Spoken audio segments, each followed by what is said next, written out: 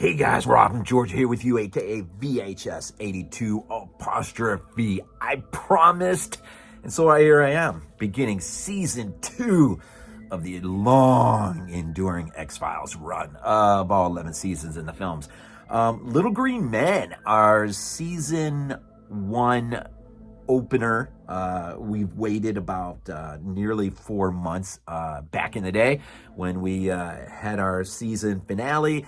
And then it was sort of go on with business for the next 3 months or so until it was September 16th, 1994. I think the last episode was on May 13th.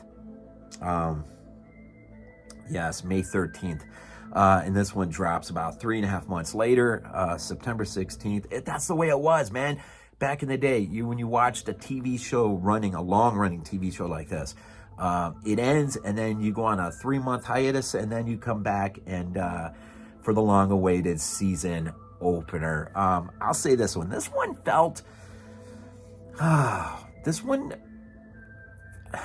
little flat to me for some reason. And then I realized that Chris Carter did not. This is the only season opener Chris Carter did not write himself, and I think it shows. I really do. Not that Glen Morgan and James Wong did not do excellent jobs throughout much of season 1 when they wrote. There's I don't know. This really did need to get jump started in the new season with Chris penning it, and he does it. Now David Nutter does come back to direct. I don't really know if the issue is there so much as it is with the writing. I don't know. It just lacked something. It's one of the few movies that, except for maybe a scene or two, it just doesn't have that theatrical feel that we say a lot throughout season 1. And that'll change. I mean, as we jump from here on into episode 2, 3, 4, well, I think the next one is the host, right? Things will kick into gear and get better. Now, I did notice that the special makeup on this one, Toby Lindella, is working today. Just recently worked on Pet Cemetery Bloodlines, which is interesting because David Duchovny's in that. I really do need to see that. But other things like Lake Placid, Extro 2, A Dreamcatcher, Slither, a genre classic right there. And a couple remakes I'm not so fond of, Black Christmas, Wicker Man. Yeah, interesting. It does, this episode, I'll get into it here, is the first one that does show us about Fox's habit of sunflower seeds. This is the first time we get to see that. And so that's pretty cool. Our cinematographer Bartley's back. And so here we go. So last time you remember, we were left under the street lights with Deep Throat having been shot and killed, and Scully holding him or leaning over him, and then of course Mulder all messed up, and Deep Throat utters the words, "Trust no one." Now that'll come up in this episode when Scully's trying to figure out where Fox has disappeared to. And so when she's in his room or in his apartment, she's on his desktop trying to figure out, looking at a certain file. And of course, she's got to come with the password. So, she tries Samantha. She tries, God, was the first one? I can't remember what the first one was. But anyways, and then it's something like she pauses and then she's like, "Trust no one." And of course, that's it, right? And so where is Mulder? Well, the two have been split up. We know at the end of season 1 that the X-Files, and we'll see this refrain multiple times, but they have shut down the X-Files. Maybe most beautifully done in the first movie, I think, is when it gets reopened, because it had been shut down again. And then we'll see this on and off kind of thematically throughout the series, right? So they've been split up, and Mulder is just he's been put on just surveillance cases, the most boring cases imaginable, and he's about to lose his mind until he has a little meeting. In fact, it's so bizarre. I was just thinking, there's a moment in the beginning of the episode when him and Scully cross ways in the office building there at the FBI, and she tries to say hi, and he just basically just ignores her, walks on. We find out later that he's just too freaked out because they're listening, watching every bit of his movement. And so, and so it's, but he has a run-in with, so she's doing her own thing, and he's doing his own thing. But we know the X-Files are going to come, bring them back together. And Senator Matheson, I'm trying to remember who played him, Raymond J. Barry, actually.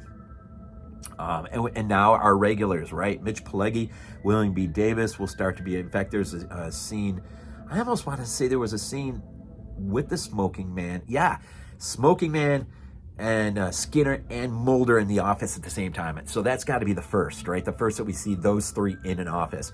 And in fact, it's a great moment towards the end. Well, okay, so he has this meeting with Senator Matheson, who apparently one of our observation centers, the one in Puerto Rico, I think, has received what seems to be potentially some sort of contact, perhaps, from outer space.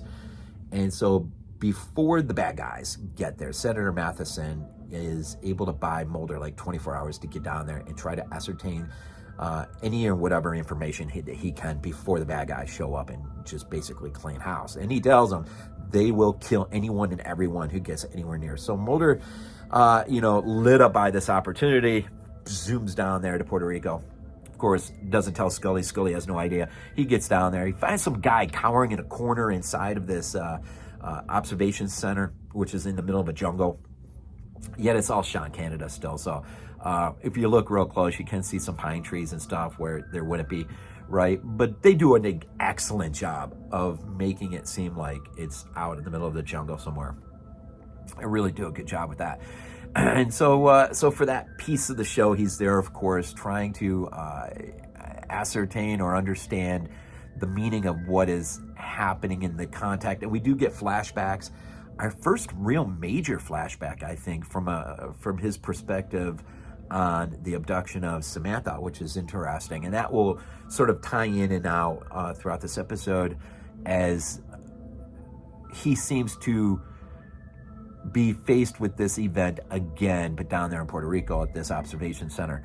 And of course, on the other end of things, Scully is just doing her best, trying to pick up the loose pieces, figure out where he's at. And ultimately, she is able to figure it out, and she is able to finally get on a plane, unbeknownst to those who have been trailing her, because, they're, keeping her eyes on them. She is able to basically get down there in the nick of time. And as we'll see multiple times throughout the seasons, either she saves him, he saves her. I'm going to be honest, I was just thinking about this. In the second film, I Want to Believe, I think for me, it's one of the great moments at the end when Skinner is the one holding on to Mulder, telling him it's going to be all right. I don't know, man. I get into this, man. I get into it, man. It's some great moments. Maybe the end of season 5 is the best, but Scully saves him. And they have another event happening, but then the baddies show up and they got to clear out of there fast, of course, with no evidence. Get used to that, right? Never any evidence in hand. That is until she has that little bee thing, right? From the first movie. So they're able to get out of there. And by the end of this show, we're in the room with Mulder and Cigarette Smoking Man, and Skinner. Is it the beginning of an alliance of sorts between Skinner and Mulder? Skinner basically, and you don't know who he was talking to at first, but Skinner's just like, Smoking Man has just basically lit into Mulder, basically warning him, I guess, subtly.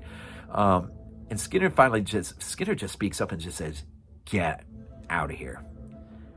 I said, "Get out." Smoking Man realizes he's talking to him, and he has this great look on his face like, do you even realize who you're talking to right now? Like, you could be gone by this evening. And he has that great look like only William B. Davis could do, right? And so I think he puts his cigarette out ever so subtly, as he always does, lights up a new one, and he just walks out. It's such a great moment. That might be the best moment in the entire show, actually, for me personally. The first time we get to see those three in the room together is freaking awesome. And I'm stretching my mind to remember in the closing seconds if there was any lead. I don't think there was any, like, the X-Files are being reopened or any. I think that'll happen, but it didn't happen in this episode, I don't think. Again, Thanksgiving this week, every day blurring into one another. I mean, every day literally has been full of something. It's amazing that I even got a chance to actually sit down and watch this a few times. And I still feel like I know nothing about it. It's just, I don't know. But hearing myself talk, apparently I do. So a little bit at least. So it is our opener. It did feel a little flat, probably because Chris Carter really should have wrote this. I don't know why he didn't write it, but they'll get better in a hurry. And this wasn't bad. I'm not trying to say it was bad or anything like that. The closing moments were the most fun for me, though. Scully saving his butt was pretty cool. But yeah, so it was fine. I don't have to. I'm all right. I'm done. Not a bad. We are starting to get into, I should say Marcus Turner and Vanessa Morley. Okay, I should have looked. Were those cigarettes, are those cigarettes the smoking man smokes, are they Marley or Morley? I should have looked. I know they're supposed to be Marlboro, but they're not. I only say this because Vanessa Morley is the girl who plays young Samantha, and I just think what a hit that would be if the cigarettes were actually Morley. I wonder if there's a play on that. But those are the two that play young Fox and Samantha in this episode. Anyways, all right, as always, it's a holiday season. I hope your Thanksgiving went well. I am allowing 1 week that there will be nothing. Well, you're seeing this now, so last week was an empty week, and I just decided to drop this for the week just to kind of give a buffer so I can get back into getting out ahead again. But we're here, so right on through until we get to the end of season 2, and then onward again and again and again until we get this whole thing knocked out. Thank you for the support. Thank you for the views and the comments and everything. So much appreciate it. Enjoy the time. It is nearly December. And it is a good time of the year. Enjoy it. And I hope everything is well enough with you and your family that you can enjoy it. As always, we end these things off with Go Bills. This is not a dream. Not a dream. We might be useful to